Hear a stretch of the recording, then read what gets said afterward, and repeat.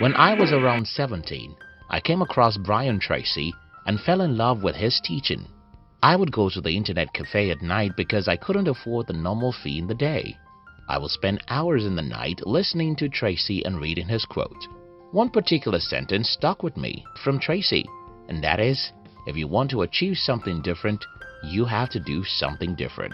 If you want to achieve what you've never achieved, you have to do what you've never done before. Growing up, I wrote the above sentence and pasted it in my room, and each day when I see those words, I knew I had to make sacrifices. It's very simple. If your life is not what you want it to be right now, you have to be willing to do something different. And don't let me sugarcoat anything here. You won't move from one easy well to another. Doing something different means getting out of your comfort zone, and this is never going to be easy. In today's video, I'm going to be sharing with you the 3 sacrifices you need to make to escape poverty. If you're new here, consider subscribing so that you won't miss other interesting videos like this. Take time to read. When most of my friends and relatives know what I have achieved in my life today, it's easy for them to envy me. Just 17 years ago, I was just one of the young people whose life was a disaster. I hated my life and wished I was never born, because I was born into poverty, sickness, and many other limitations. So, how was I able to change my life from being a guy who hated life to creating one of the best lives ever for myself? Books, books, books. My life changed the day I started reading books, and I'll explain how it happened. First, when I started reading books, I started reading the stories of ordinary people who achieved extraordinary things.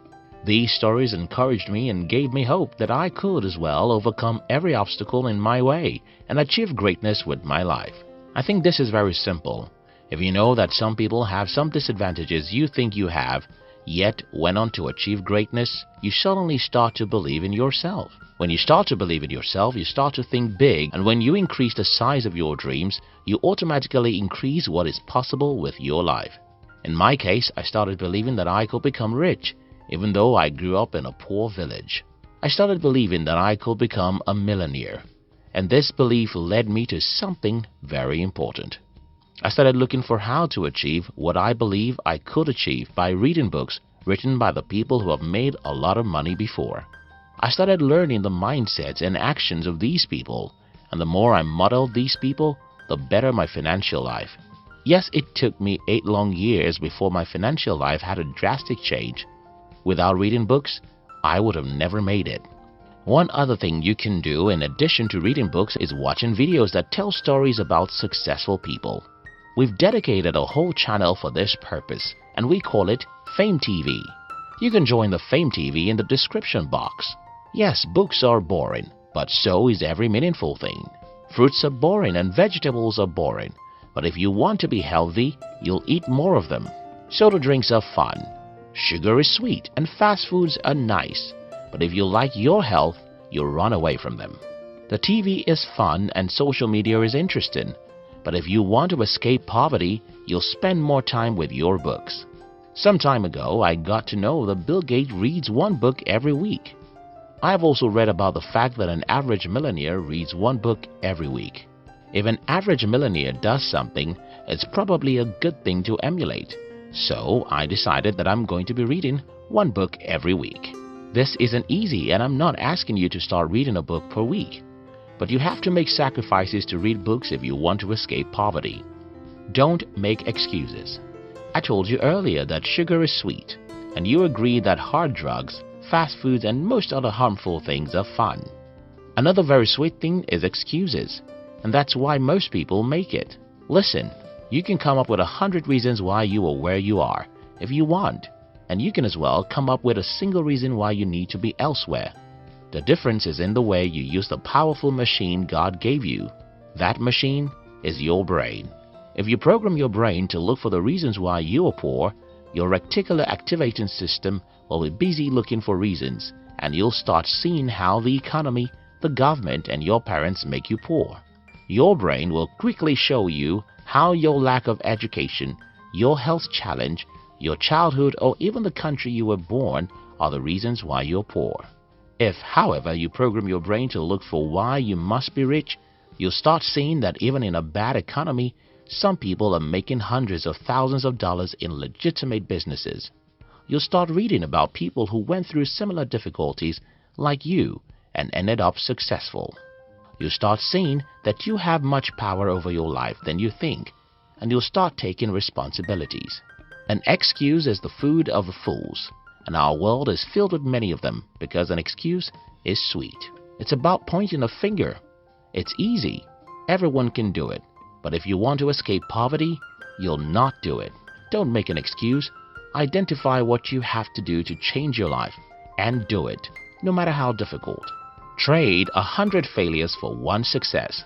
I heard something very interesting from Matt Cuban a few days ago, and it made a lot of sense to me.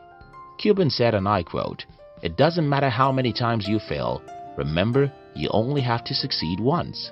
This statement makes a lot of sense to me because when I looked back at my 8 years of failure, I could see the meaning of this statement. You see, my first 8 years in the business world were terrible. Everything I attempted failed, and everyone thought I was stupid. I was broke, rejected, and frustrated. But a day came when I had my first breakthrough. From there, I had my second breakthrough, and the third. Today, it seems as if everything I touch becomes successful. But that's the opposite of the kind of life I had only a few years ago. Here's the thing. It doesn't matter how many times you fail. Remember, you only have to succeed once, and that once will quench all the pains of the failed years. Why is it important you understand this? Well, most people see failure as a bad thing, and that's why they give up. If you're in search of success, you should understand that the road that leads to success is called failure.